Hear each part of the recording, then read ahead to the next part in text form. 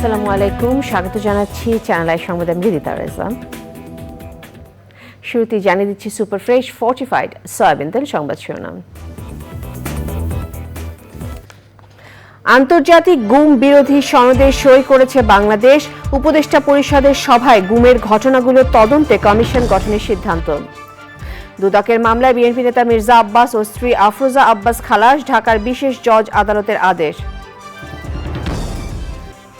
পানি কমায় দুর্গত এলাকায় ভেসে উঠছে মরদেহ, বন্যার্তদের পাশে বৈষম্য বিরোধী ছাত্র আন্দোলনের গণত্রাণ কার্যক্রম অব্যাহত। এবং জলবায়ুর বিরূপ প্রভাবে হচ্ছে ভূমি দূষণ, বিশ্বে ৩২০ কোটি মানুষের জীবন জীবিকায় পড়ছে ক্ষতিকর প্রভাব।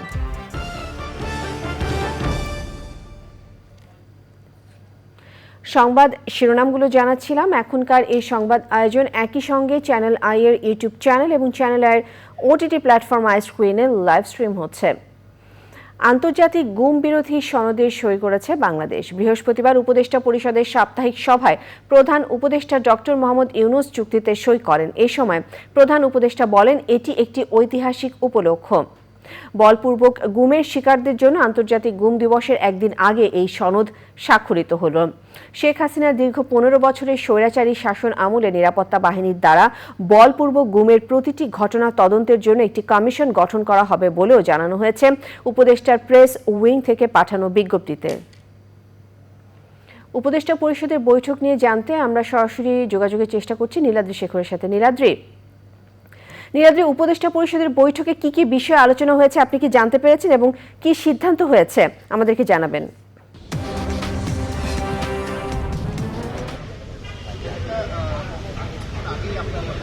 যেটি আমাদের দর্শকদেরকে জানাচ্ছিলেন যে গুম এবং যে জোর করে যে অন্তর্ধান, এই বিষয়গুলো নিয়ে আসলে সারা বিশ্বই বাংলাদেশের এই ঘটনাগুলো নিয়ে উদ্বিগ্ন ছিল এবং এই সরকার, অন্তর্বর্তী সরকার ডক্টর মোহাম্মদ ইউনূসের নেতৃত্বে যে অন্তর্বর্তীকালীন সরকার গঠন হয়েছে, তারপরে তাদের এই উপদেষ্টা পরিষদের বৈঠকে এমন একটি সিদ্ধান্ত নেওয়া হলো যেটি আসলে দীর্ঘদিনের এটা নিয়ে আলোচনা ছিল, সমালোচনা ছিল। তো সেই সিদ্ধান্তটি নিঃসন্দেহেই যে গুম এবং করা হয়েছে দীর্ঘ সময়, সেই গুমের ঘটনার পেছনে যারা জড়িত তাদের যে তদন্ত করা হবে এবং এই গুম বিরোধী যে সনদ সেখানে বাংলাদেশ স্বাক্ষর করেছে।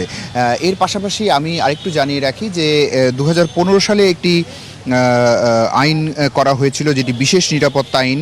সেটি জাতির পিতার পরিবারের সদস্যগণ যেই নিরাপত্তা আইনের প্রেক্ষিতে তারা বিশেষ নিরাপত্তা বাহিনীর যেই নিরাপত্তা পাওয়ার যে আইনটি সেটিও আসলে রহিত করা হয়েছে। এটি রহিত করা হয়েছে এই প্রেক্ষাপটে যেহেতু সংসদ নেই এবং যে বৈষম্য বিরোধী আন্দোলনের মাধ্যমে যে সরকার গঠন হয়েছে, সেই সরকার আসলে কোনো ধরনের বৈষম্য দেখতে চায় না কারো ক্ষেত্রে, কোনো নাগরিকের ক্ষেত্রে। সেই প্রেক্ষাপটে আসলে এই আইনটি রহিত করা হয়েছে যে এখন থেকে এই আজকে থেকে বলা যায় যে জাতির পিতার যে আইনটি ছিল, অর্থাৎ জাতির পিতার পরিবারের সদস্যগণ বিশেষ নিরাপত্তা আইন, সেটি বাতিল হলো এবং এর প্রেক্ষিতে তাদের পরিবারের কেউ আর সেই বিশেষ নিরাপত্তাটি পাবে না। তার প্রেক্ষিতে আরেকটি আইন করা হয়েছে যেটি আসলে প্রধান উপদেষ্টা যিনি আছেন তিনি এই বিশেষ নিরাপত্তা আইনটি পাবেন। বিশেষ নিরাপত্তা অর্থাৎ এসএসএফ এর যে নিরাপত্তা সেটি পাবেন। এর পাশাপাশি আরও কিছু 4টি মোট এই উপদেষ্টা পরিষদের 4টি এজেন্ডা নিয়ে আলোচনা হয়েছে এবং আমরা অপেক্ষা করছি কিছুক্ষণের মধ্যেই উপদেষ্টা রেজওয়ানা আহমেদ উনি আসবেন এবং এসে এখানে আমাদেরকে যেই উপদেষ্টা পরিষদের যে সার্বিক প্রস্তুতি সেটি নিয়ে আসলে উনি এখানে বক্তব্য দেবেন, ব্রিফিং করবেন আমাদেরকে। রিদিতা। নীলাদ্রি, ধন্যবাদ। জ্ঞাত আয় বহির্ভূত সম্পদ অর্জন এবং সম্পদের তথ্য গোপন সংক্রান্ত দুর্নীতি মামলায় বিএনপি স্থায়ী কমিটির সদস্য মির্জা আব্বাস ও তার স্ত্রীকে খালাস দিয়েছেন আদালত। ঢাকার বিশেষ জজ আদালত 6-এর বিচারক মোহাম্মদ মাসুদ পারভেজের আদালত এই রায় দেন। এ নিয়ে জানতে শহীদুল্লাহ রাজুর সাথে যোগাযোগের চেষ্টা করছি। রাজু, আপনি তো নিম্ন আদালতে অবস্থান করছেন, তো বিএনপি নেতা মির্জা আব্বাস ও তার স্ত্রীকে মামলা থেকে খালাস দেওয়া নিয়ে কি তথ্য রয়েছে আপনার কাছে, বিস্তারিতভাবে আমাদেরকে জানাবেন।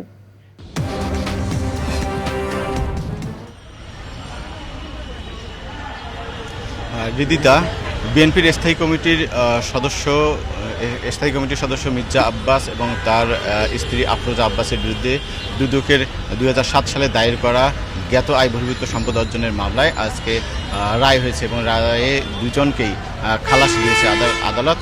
দুপুর 12টার দিকে বিশেষ জজ আদালত 6-এর বিচারক তার এই আদালতে এজলাসে আসেন এবং পরবর্তীতে মামলার রায় ঘোষণা করেন। প্রায় 1:30টার দিকে তিনি রায়টি ঘোষণা করেন এবং যে মির্জা আব্বাসের যে আইনজীবী আমিনুল ইসলাম উনি আমার সঙ্গে আছেন। আমি তার কাছে জানতে চাবো যে আসলে আমিনুল ইসলাম আজকে যে মির্জা আব্বাসের মামলার রায়টি হলো, আসলে রায় কি ঘোষণা করেছে আদালতে? দেখেন, এটা হচ্ছে 2007 সালে জনাব মির্জা আব্বাস এবং আফরোজা আব্বাসকে দুর্নীতি দমন কমিশন একটা নোটিশ করেছিলেন যে তাদের কি কি সম্পদ আছে স্থাবর অস্থাবর এগুলি জানানোর জন্য। তারা 2007 সালে দুদকের নোটিশের প্রেক্ষিতে তারা একটা সম্পদ বিবরণী দাখিল করেছিলেন। সেই সম্পদ বিবরণীতে তাদের স্থাবর এবং অস্থাবর সম্পত্তি যেগুলি আছে, যেগুলি তাদের আয়কর নথিতে যেগুলি উল্লেখ আছে, সেভাবেই তারা প্রদর্শন করেছিলেন। দুর্নীতি দমন কমিশন তাদের ইনভেস্টিগেশনে যেগুলো তারা প্রদর্শন করেছেন এর বাইরে কোনো সম্পদের অস্তিত্ব পাননি। দুর্নীতি দমন কমিশন তাদের বিরুদ্ধে কোনো অবৈধ সম্পদ না পাওয়া সত্ত্বেও দুঃখজনকভাবে রাজনৈতিকভাবে হয়রানি করবার জন্যে তৎকালীন সময়ে তাদের বিরুদ্ধে দুর্নীতি দমন কমিশন আইনের 26-1 এবং 27-2 ধারায় তারা একটা এফআইআর করেছিলেন। ইনভেস্টিগেশনের পরে তারা চার্জশিট দাখিল করেছিলেন এবং আদালতে এই দীর্ঘ 17 বছর পর্যন্ত বিচার হয়েছে। বিচারের মাঝখানে জনাব মিসেস আফরোজা আব্বাসের অংশটি মহামান্য হাইকোর্ট বিভাগ থেকে তার অংশটি কোয়াশ হয়ে যায়, তিনি খালাসপ্রাপ্ত হন। মির্জা আব্বাস ইনি মামলাটি বিচার মোকাবেলা করেন। 24 জন সাক্ষী হয়েছিল, আমরা তাদের সব প্রত্যেককে জেরা করেছি এবং এই মামলাটির বস্তুত কোনো সারবস্তু ছিল না, রাজনৈতিক হয়রানি করা ছাড়া এর বাইরে অন্য কিছু ছিল না এবং তারই ফলশ্রুতিতে আজকে মাননীয় আদালত সাক্ষী প্রমাণ দেখে সমস্ত বিচার বিশ্লেষণ করে এই মামলায় তাদের সাজা দেওয়ার মতো কোনো উপাদান না পাওয়ায় তাদেরকে বেকসুর খালাস দিয়েছেন। বলে রাখা ভালো, আজকে শুনলাম যে আইনজীবী তাকে জানাচ্ছিলেন যে মামলায় কোনো সারবস্তু না পাওয়াতে মামলাটি খারিজ করে আসামিদের খালাস দিয়েছেন আদালত। আরেকটা বিষয় জানিয়ে রেখেছি, আজকে সকালে সাবেক প্রধানমন্ত্রী সালমান এফ রহমানের যে বেসরকারি বিনিয়োগ উপদেষ্টা সালমান এফ রহমান এবং সাবেক আইনমন্ত্রী আনিসুল ইসলাম এবং তাদেরকে 5 দিনের রিমান্ড দিয়েছে আদালত এবং সাবেক সংসদ সদস্য সাদেক খান এবং সাবেক সেনা কর্মকর্তা জিয়াউল আহসান তাদেরকেও কিন্তু 5 দিনের রিমান্ড দিয়েছে আদালত। রিদিতা, ধন্যবাদ আপনাকে রাজু। ছাত্র জনতার আন্দোলনের সময় বাড্ডায় সুমন শিকদার হত্যা মামলায় শেখ হাসিনার সাবেক উপদেষ্টা সালমান এফ রহমান ও সাবেক আইনমন্ত্রী আনিসুল হকের 4র্থ দফায় 5 দিন করে রিমান্ড মঞ্জুর করেছেন আদালত। আদাবরে পোশাক শ্রমিক রুবেল হত্যা মামলায় 5 দিন করে রিমান্ডে নেওয়া হয়েছে সাবেক এমপি সাদেক খান ও সাবেক সেনা কর্মকর্তা জিয়াউল আহসানকে।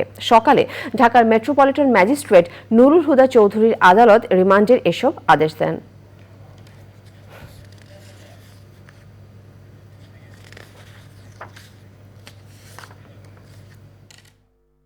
স্বৈরাচার শেখ হাসিনার বাণিজ্য উপদেষ্টা সালমান এফ রহমান আনিসুল হক সাহেবকে অন্য একটি মামলার রিমান্ডের পর আরেকটি মামলায় আজকে সন্ন্যাস করার জন্য আদালতে নিয়ে আসে। এই মামলায় দুজনের বিরুদ্ধে তদন্তকারী কর্মকর্তা প্রাথমিকভাবে তাদের জড়িত থাকার বিষয়টা আদালতে উপস্থাপন করেন। আদালত তাদের এই জড়িত থাকার বিষয়টা দেখে এবং রিমান্ড পিটিশনের উপরে গুণাগুণের উপরে ভিত্তি করে তাদের বিরুদ্ধে 5 দিনের রিমান্ড মঞ্জুর করে। আয়নাগরের কারিগর, যার নেতৃত্বে আয়নাগর সৃষ্টি হয়েছিল, মেজর জেনারেল অফসার জিয়াউল হাসান, তাকে অন্য একটি মামলা থেকে রিমান্ড শেষে বিজ্ঞ আদালতে আজকে ঠিক সকালবেলায় আদালতে নিয়ে আসা হয় এবং তাকে আদালত থানা একটি মামলায়, হত্যা মামলা, তাকে সৌনারেশ দেখানো হয়। সাবেক বাণিজ্য মন্ত্রী টিপু মুন্সিকে গ্রেফতার করেছে র্যাব। বুধবার রাতে তাকে রাজধানী গুলশানে একটি বাসা থেকে গ্রেফতার করার তথ্য জানিয়েছে র্যাবের মিডিয়া উইং। র্যাব বলেছে রংপুরে একটি হত্যা মামলায় তাকে গ্রেফতার করা হয়েছে। বৈষম্য বিরোধী ছাত্র আন্দোলন চলার সময় রংপুরে গুলিবিদ্ধ হয়ে স্বর্ণ কারিগর মুসলিম উদ্দিন মিলন নিহত হবার ঘটনায় ওই হত্যা মামলা হয়। ছাত্র জনতার আন্দোলনের মুখে 5ই আগস্ট আওয়ামী লীগ সরকারের পতনের পর সাবেক মন্ত্রী ও এমপি এবং আওয়ামী লীগের জ্যেষ্ঠ নেতারা আত্মগোপনে চলে যান। তাদের মধ্যে অনেকে বিভিন্ন মামলায় গ্রেফতার হয়েছেন। টিপু মুন্সিও আত্মগোপনে ছিলেন। টিপু মুন্সি রংপুর 4 আসনের সাবেক সংসদ সদস্য। 2018 সালে ওই আসন থেকে টানা 3য় মেয়াদে সংসদ সদস্য হন তিনি। সেবার আওয়ামী লীগ টানা তৃতীয় মেয়াদে সরকার গঠন করলে বাণিজ্য মন্ত্রীর দায়িত্ব পান টিপু মুন্সি। অর্থ পাচারের অভিযোগে করা মামলার কার্যক্রম বাতিল চেয়ে করা আবেদন খারিজ করে হাইকোর্টে দেওয়া আদেশের বিরুদ্ধে নোবেলজয়ী ডক্টর মোহাম্মদ ইউনূস সহ গ্রামীণ টেলিকমের 7 কর্মকর্তার লিভ টু আপিলের শুনানি সোমবার।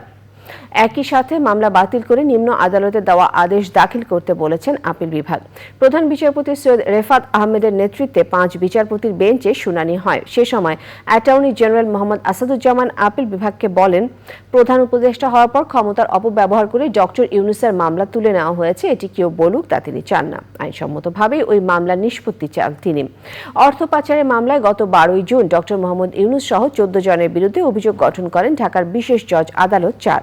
এক পর্যায়ে মামলার কার্যক্রম বাতিল চেয়ে হাইকোর্টে আবেদন করেন ডক্টর ইউনূস সহ গ্রামীণ টেলিকমের শীর্ষ 7 কর্মকর্তা। এই আবেদন গত 24 জুলাই খারিজ করে দেন হাইকোর্ট।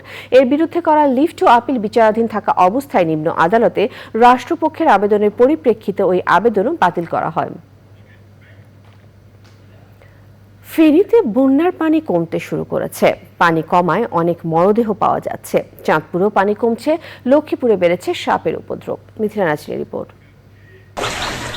চাঁদপুরে টানা ভারী বৃষ্টিতে সেচ প্রকল্প এবং নিচু এলাকার জলাবদ্ধতা ধীরে ধীরে কমতে শুরু করলেও নিচু এলাকার বসতবাড়ি, বিস্তীর্ণ ফসলি জমি, মাছের খামার আর গ্রামের কাঁচা ও আধা পাকা সড়ক ব্যাপকভাবে ক্ষতিগ্রস্ত হয়েছে।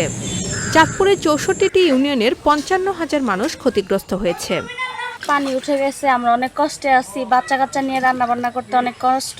বন্যার পানিতে বাড়ি ডুবে গেছে, এখন বাড়িতে থাকতে পারি না। পাকঘরও হানি, রসিঘরও হানি, রান্না খাওয়ার মতন কোনো ক্যাপাসিটি নেই। খাওয়া যাই, আমরা বড় মুসিবতে আছি, গ্যাসেরও যাই দাম বাড়ি গেছে। ভারতের উজান থেকে নেমে আসা পাহাড়ি ঢল ও অতিবৃষ্টির কারণে ফেনী জেলার 6টি উপজেলা প্লাবিত হয়। পানিবন্দী হয়ে পড়েন 10 লাখ মানুষ। এখন পর্যন্ত জেলায় মৃতের সংখ্যা 17। ঘরের ধান চাল সব ওই যেমন ভিজা ভিজা মরকা চালে শুকাইয়ে রাখে, এগুলো আর খাওয়া যাবে না। গরুর খেতে সবকিছু নষ্ট হয়ে গেছে, এখন গরুরে খানা দিতে পারতেছি না। ঘর এটা ছাড়া আমাদের আর কিছুই নাই, ঘরটাও নিয়ে গেছে। এখন আমাদের কোন উপায়, কি কোথায় থাকবো, কি করবো? লক্ষ্মীপুরে বন্যা স্থায়ী রূপ নেয় সাপের উপদ্রব বেড়েছে। এ পর্যন্ত 80 জন সাপে কাটা রোগী সদর হাসপাতালে ভর্তি হয়েছেন।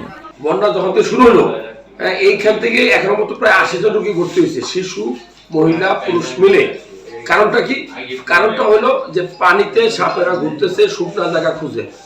মৌলভীবাজারে বন্যা পরিস্থিতির উন্নতি হলেও রাজনগরের 4টি ইউনিয়নের আংশিক এলাকা এখনও বন্যা কবলিত। নতুন করে প্লাবিত হওয়ায় এই অঞ্চলের মানুষের দুর্ভোগ বেড়েছে।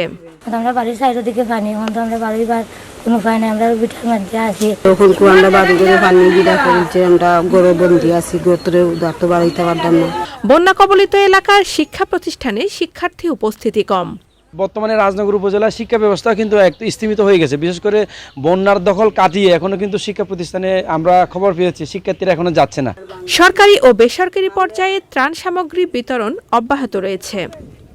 Mithila Naznin, channel I, Dhaka. সর্বসাধারণের স্বতঃস্ফূর্ত অংশগ্রহণে পুরোদমে চলছে বৈষম্য বিরোধী ছাত্র আন্দোলনের গণত্রাণ সংগ্রহ কার্যক্রম। সহায়তা করতে আসা ব্যক্তিরা বলছেন, বিশ্বস্ততা অর্জন করায় শিক্ষার্থীদের মাধ্যমে বন্যার্তদের পাশে দাঁড়াচ্ছেন তারা। বুধবার পর্যন্ত টিএসসিতে জমা পড়েছে 7,78,76,278 টাকা। নাজিব বেগের রিপোর্ট। জুলাই বিপ্লবের পর এ যেন বৈষম্যহীন এক বাংলাদেশ। দুর্যোগ এক করেছে সবাইকে। এই চিত্র গেল এক সপ্তাহের। শিক্ষার্থীদের সাথে কাঁধ মিলিয়ে সারিবদ্ধভাবে বন্যার্তদের জন্য কাজ করছে সব শ্রেণীর মানুষ।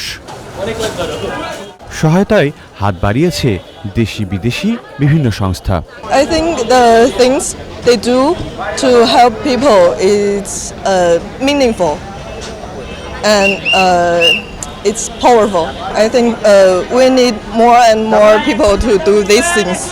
বুঝতে পেরেছি যে এইখানে দিলে প্রপার জায়গা ছাত্ররা যেভাবে কার্যক্রম চালিয়ে যাচ্ছে, আমাদের সন্তানরা যেভাবে কার্যক্রম চালিয়ে যাচ্ছে, এই জন্য আমরা এখানে এসেছি এবং তাদেরকে আমাদের সাধ্যমতো এখানে আমরা অনুদান দিয়েছি। সহায়তা কার্যক্রমে অংশ নিতে এসেছে স্কুল শিক্ষার্থীরাও। স্কুলে পরামর্শ করে আমরা চেষ্টা করলাম যে তাদের কিছু অন্তত সাহায্য করার জন্য। তো আমরা আজ অনেক দিন যাবত এ বিষয়ে কষ্ট করছি, তো আজকে আমরা খুশি যে আমরা আমাদের পক্ষ থেকে কিছু অন্তত সাহায্য করতে পারছি।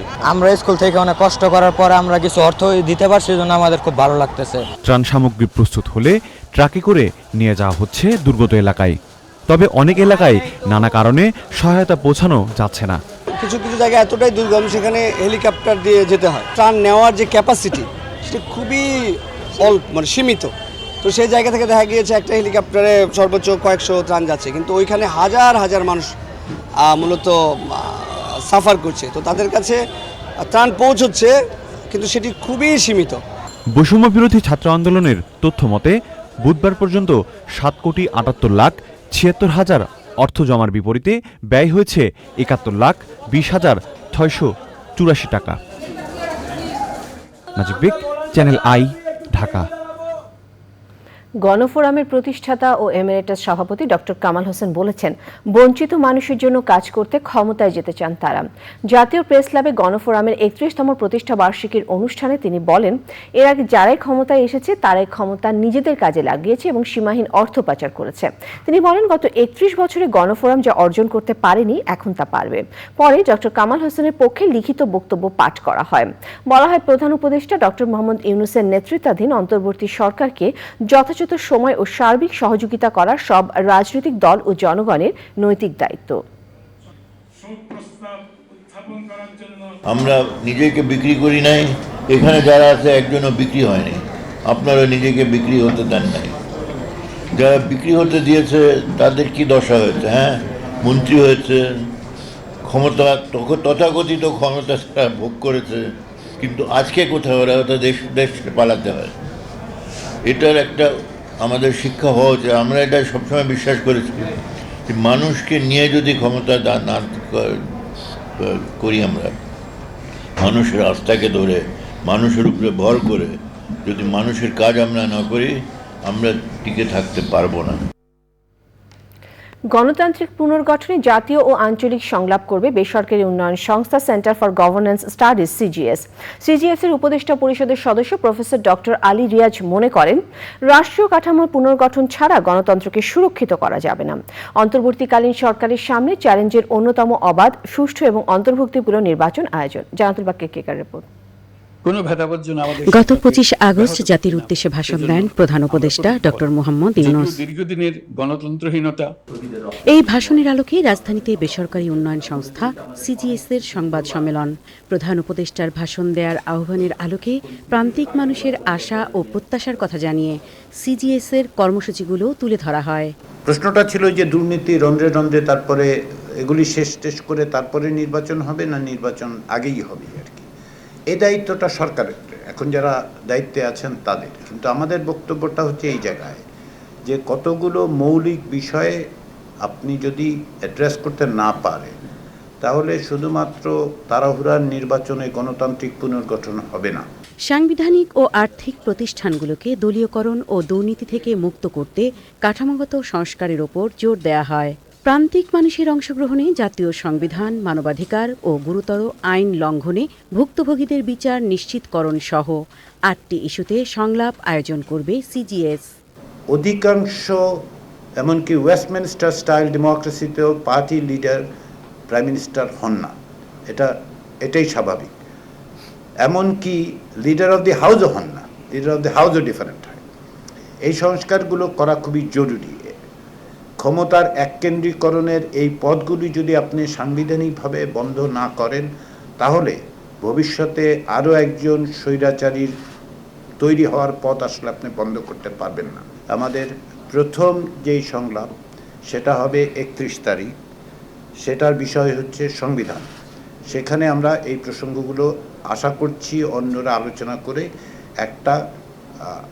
এক ধরনের পরামর্শ হয়তো তৈরি করা যায়। এছাড়াও আঞ্চলিক পর্যায়ে চট্টগ্রাম, রাজশাহী, সিলেট ও খুলনায় সংলাপ অনুষ্ঠিত হবে। কাঠামোগত পরিবর্তন অত্যন্ত গুরুত্বপূর্ণ, সেই সঙ্গে আমাদের মনস্তত্ত্ব আসলে পরিবর্তন আনতে হবে, মাইন্ডসেটে পরিবর্তন আনতে হবে। যে কারণে সিজিএস এর পক্ষ থেকে আমরা গণতান্ত্রিক পুনর্গঠন বলছি, প্রফেসর রিয়াজ সংবিধানের ক্ষেত্রে পুনর্লিখন বলছেন, এগুলো অত্যন্ত গুরুত্বপূর্ণ। সংলাপ থেকে উঠে আসা প্রান্তিক মানুষের আশা প্রত্যাশা রাজনৈতিক দল ও অন্তর্বর্তী সরকারের কাছে সুপারিশ আকারে তুলে ধরবে সিজিএস। জানিয়ে দেয়া হবে গণমাধ্যমেও। জান্নাতুল বাকিয়া কেকা, চ্যানেল আই, ঢাকা। পৃথিবীর স্থলভাগের সমস্ত উদ্ভিদ ও প্রাণীর প্রধান আশ্রয়স্থল মাটি বা ভূমি। মাটিতে জন্মানো বিভিন্ন উদ্ভিদ একদিকে পৃথিবীকে বসবাস উপযোগী করেছে, অন্যদিকে উৎপাদিত ফল ফসল খেয়ে বেঁচে আছে পুরো জীববৈচিত্র্য। তবে জলবায়ুর বিরূপ প্রভাব ও মানবসৃষ্ট নানা কারণে মারাত্মকভাবে ভূমি দূষণ হচ্ছে, যা বিশ্বের প্রায় ৩২০ কোটি মানুষের জীবন ও জীবিকায় ক্ষতিকর প্রভাব ফেলছে। ভূমি দূষণ নিয়ে আফরোজা হাসির রিপোর্ট।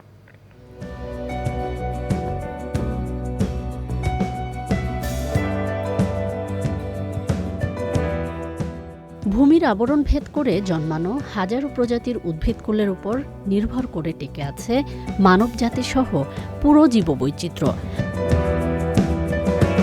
তবে বিভিন্ন কারণে এ পর্যন্ত পৃথিবীর মোট স্থলভাগের প্রায় ৭৫% ভূমি দূষণের শিকার।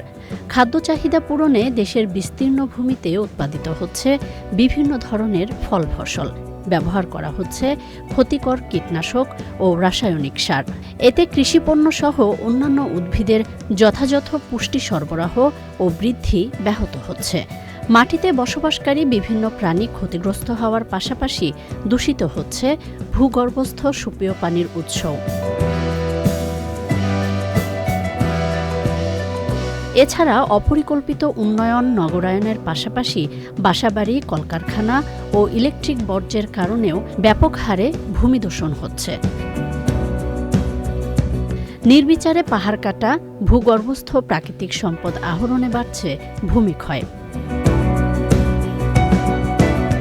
এছাড়াও জলবায়ু পরিবর্তনের বিরূপ প্রভাবে অতিবৃষ্টিতে পাহাড়ে ভূমিধস সহ দক্ষিণাঞ্চলের মাটিতে লবণাক্ততা বৃদ্ধি পাচ্ছে, যা জীববৈচিত্র্যের জন্য ভয়াবহ সংকট তৈরি করছে। পরিস্থিতি উত্তরণে ভূমিদূষণ রোধ এবং মাটির টেকসই ব্যবস্থাপনায় কৃষি জমিতে জৈব সার ব্যবহার, রিসাইক্লিং ও আধুনিক বর্জ্য ব্যবস্থাপনা, পরিকল্পিত নগরায়ন সহ কার্যকর পদক্ষেপ নেওয়া প্রয়োজন। একই সাথে ভূমি দূষণের ক্ষতিকর প্রভাব সম্পর্কে জনসচেতনতা বাড়ানো জরুরি। সবার অংশগ্রহণ ও সমন্বিত পদক্ষেপের মাধ্যমে ভূমি দূষণ রোধ করলে পরিবেশ ভালো থাকবে, সুস্থ থাকবে সামগ্রিক জীববৈচিত্র্য।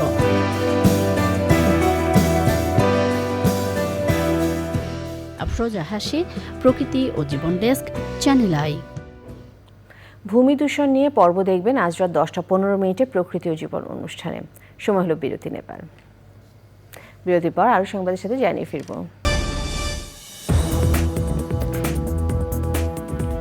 ফিরে এলাম বিরতির পর।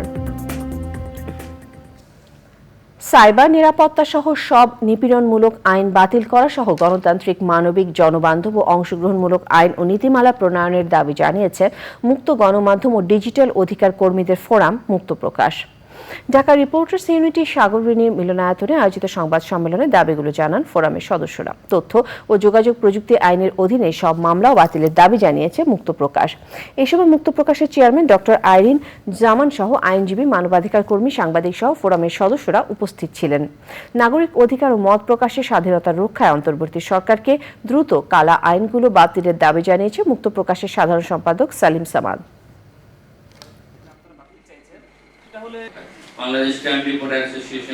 এটা একটা বৈষম্যমূলক আইন এবং এখানে ধর্মীয় অনুভূতির আঘাত। একটা সেকুলার দেশে আমরা বলছি, আমাদের কনস্টিটিউশন বলছে, প্রিন্সিপাল অফ ডিক্লারেশন অফ ইন্ডিপেন্ডেন্সে বলছে যে আমরা এখানে 4টা স্তম্ভ, তার মধ্যে একটা স্তম্ভ হলো ধর্মনিরপেক্ষতা বা অসাম্প্রদায়িক একটা জাতি।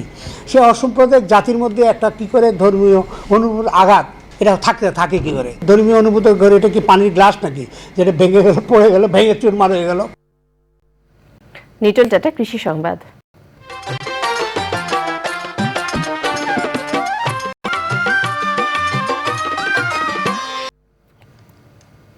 গত কয়েকদিনে টানা বৃষ্টির ও বানের কারণে চাঁদপুর জেলার দুটি সেচ প্রকল্প এলাকায় জলাবদ্ধতা সৃষ্টি হয়ে ফসলের ব্যাপক ক্ষতি হয়েছে। বিশেষ করে এই মৌসুমের আউশ, রোপা আমন, আমনের বীজতলা ও আখ সহ বিভিন্ন ফসল ক্ষতির সম্মুখীন হয়েছেন কৃষক। প্রকৃতি সংবাদ।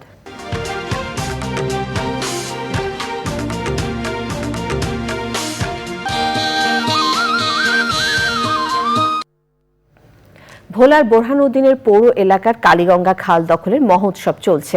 সেই সাথে খাল ভরাট করতে ফেলা হচ্ছে বাজারের ময়লা আবর্জনা। দুর্গন্ধে বায়ু দূষণের পাশাপাশি হুমকিতে জনস্বাস্থ্য।